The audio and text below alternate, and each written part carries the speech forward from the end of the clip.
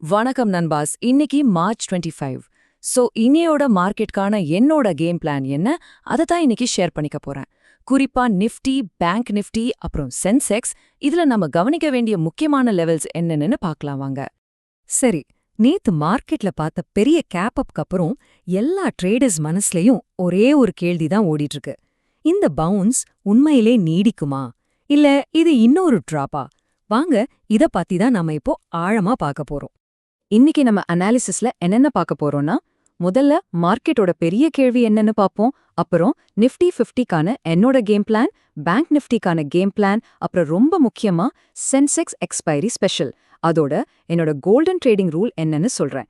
கடைசியா ஒரு முக்கியமான டிஸ்க்ளைமர். ஓகே, முதல்ல நிஃப்டி 50லேருந்து ஆரம்பிக்கலாம்.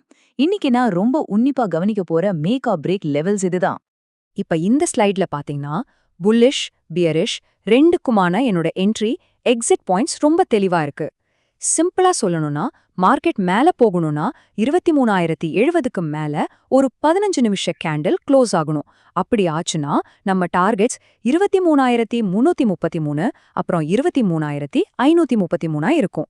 ஒருவேளை மார்க்கெட் வீக் ஆச்சு, 22,760க்கு கீழே க்ளோஸ் ஆச்சுன்னா நம்ம அடுத்த சப்போர்ட் லெவல்ஸ் 22,620, அப்புறம் 22,480லிருந்து 22,500 ஜோன் வரைக்கும் போகலாம்.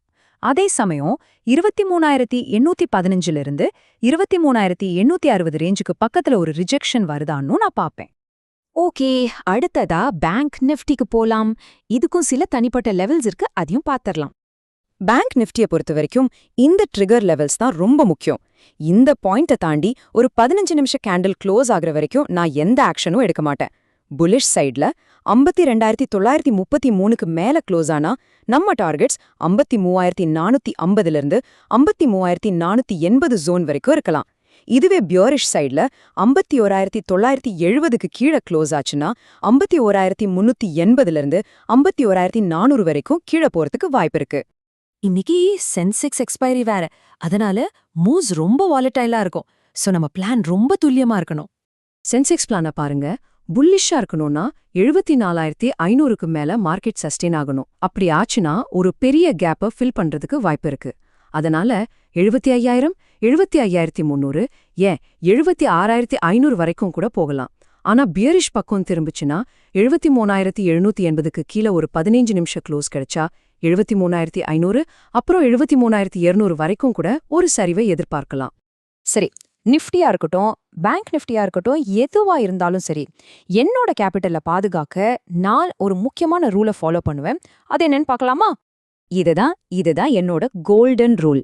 எந்த ட்ரேடையும் எடுக்கிறதுக்கு முன்னாடி அந்த 15 நிமிஷ கேண்டில் க்ளோஸ் ஆகுற வரைக்கும் பொறுமையா காத்திருக்கணும்.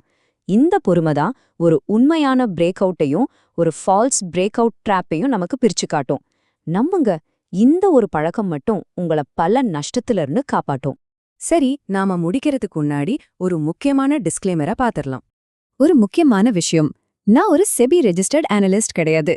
இந்த வீடியோல நான் ஷேர் பண்றது எல்லாமே என்னோட சொந்த அனாலிசிஸ், முழுக்க முழுக்க கல்வி நோக்கத்துக்காக மட்டும்தான். நீங்க எந்த ட்ரேடும் எடுக்கிறதுக்கு முன்னாடி தயவு செஞ்சு உங்களோட ஃபினான்ஷியல் அட்வைசர் கிட்ட கன்சல்ட் பண்ணுங்க. பார்த்து பாதுகாப்பா ட்ரேட் பண்ணுங்க.